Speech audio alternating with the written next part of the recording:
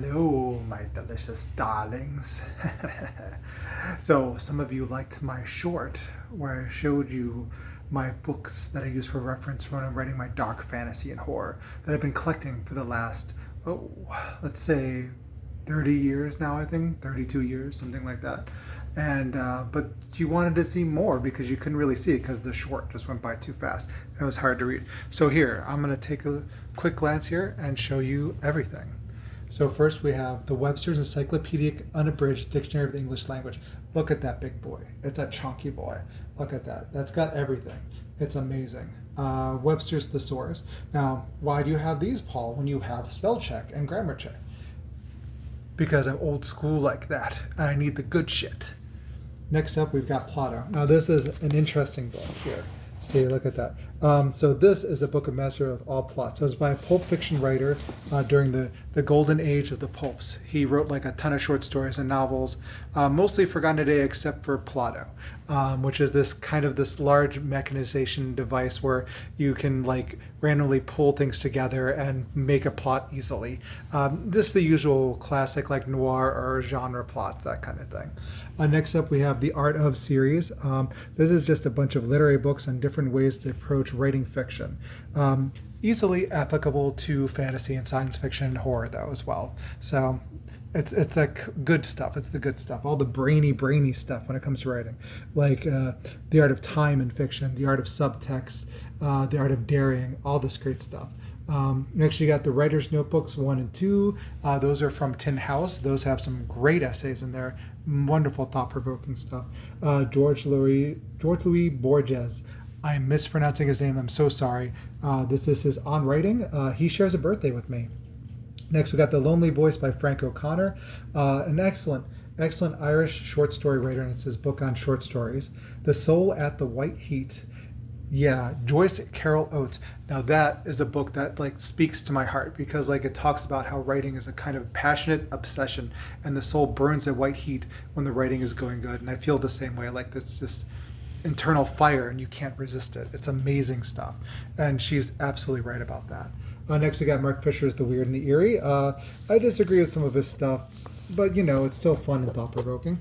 This is The Darkening Garden by John Clute. Now this is a philosophical look at dark fantasy and horror, if I ever saw one. It's wonderful. I love this brainy stuff. And this one has like great pictures in it too. This was a limited edition. It's also signed. My copy is signed. In a limited edition. I got it before the price went up, so yay, be jealous of my awesomeness. There's that. There's The Art of Uncanny, Junji Ito. That's great stuff. It's how he writes horror manga. Rhetorics of Fantasy by Mendelssohn. That's some really good thought-provoking stuff on fantasy. Now, some of you may be wondering, like, do I read all these literary stuff and then that is how I write? No, it gives me ideas. It's food for the brain mill, so to speak. It helps gets the wheels turning and gives me ideas on what to write. But I don't sit down and go, today I'm going to write this in response to that, and overthink it. Instead, it just kind of absorbs into my brain, and I love it. There's Wonder Book by Jeff Vandermeer, a fantastic illustrated book on genre writing. Amazing stuff. Very thought-provoking. Every time I read it, I have like a million ideas. It's great. And again, it's not. I don't read how-to write books for the how-to part. I read it to get my brain thinking, and it just kind of like it makes me come up with ideas. Even if the idea is, yeah, I'm going to do just the opposite of what you said there. The exact opposite. Encyclopedia of Science Fiction and Fantasy. Wonderful books by John Clute and Peter Nichols. Amazing stuff. The pride of my collection, Man, Myth, and Magic, the complete encyclopedia, all 24 volumes. This is just, if you want to know anything about mythology, occultism, any of that stuff, this is all written by the experts of the time, which was the 1970s. So these all feel like classic 70s folk horror kind of thing.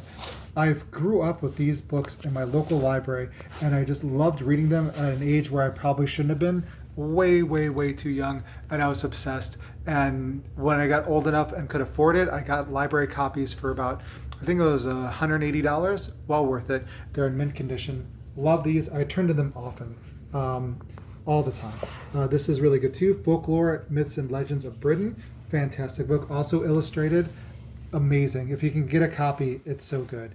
The Hermetic Museum of Alchemy and Mysticism. I just flipped through this for the pictures and they give me ideas. They're just absolutely wonderful. Like, well, that's like right, like that and that. I just get all these ideas. They're just like, they just speak to this horror part of my brain. I love it. It's great stuff. And then here we've got Encyclopedia of Fairies.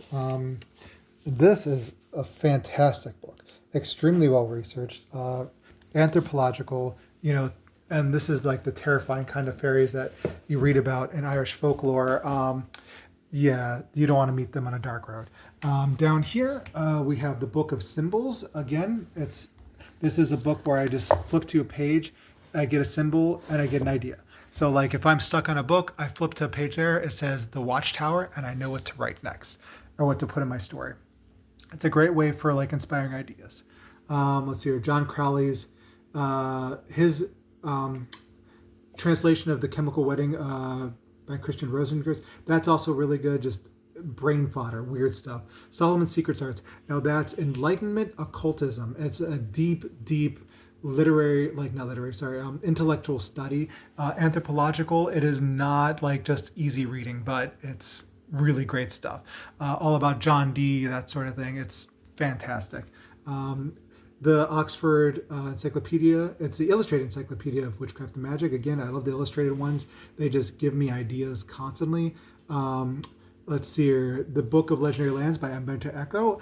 Again, illustrated. Tons of classical, legendary, fictitious lands from like the realm of John Prester to like all sorts of different places. It's fantastic. The place where the birds go to in this, like in the winter months, they thought it was a magical area, like during like the Greek and Roman periods. Fantastic. The Book of Imaginary Beings. I think that's also Borges. Let me see. Oh yes, it is. That's fun. It's great to read that one. Michael Chabon's Map and Legends, his idea of what fantasy is. Again, I like reading that literary intellectual take on these things. It gets my brain going, and sometimes it makes me go, no, I'm going to do it differently. Or, yay, he had a cool idea.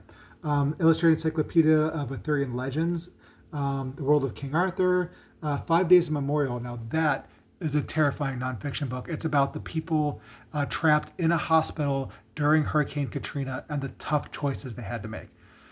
Just haunting stuff. Let's see here. So after that, we got 30-Second Psychology, 30-Second Brain, Doctor of the Dead. That is a great one. Grotesque Legends and Folk Tales of Old Charleston. Great stuff. A book on philosophy, because I love philosophy. Look at this big bad boy. Twin Peaks, The Final Dossier. Good stuff. By the book, because sometimes reading about writers talking about writing gives me really cool ideas. Shakespeare, this is The Incredible Machine, Time Life Books, 80s, National Geographic Books. It's the 80s, all the technology back then. Big Book of Great Maps, Practical Encyclopedia of Magic. Not occultism, that one. That's actually like, the regular kind of magic, Hocus Pocus. Codex Illustrated, that's another really cool, look at this. This is a really cool one. Yep. Yeah, look at that. That's another really great illustrated book. Let's see here. So we got my folklore books. So Swedish folktales, Russian folktales, Yiddish folktales, Norwegian folktales, folktales of the British Isles, Italian folklore, Treasury of Irish folk legends, Angela Carter's Book of Fairy Tales, Von Schroner's The Tulip Princes, the original Brothers Grimm stuff, Haunted Air. This is fantastic. This is just a book of old-timey, like weird costumes from the original photographs. There's a book on the medieval world, tons of historical stuff there. And there's another book on imaginary lands and the writer's map. So there you go. Tons of great stuff for inspiration and fantastic ideas. Now, see you later and stay spooky.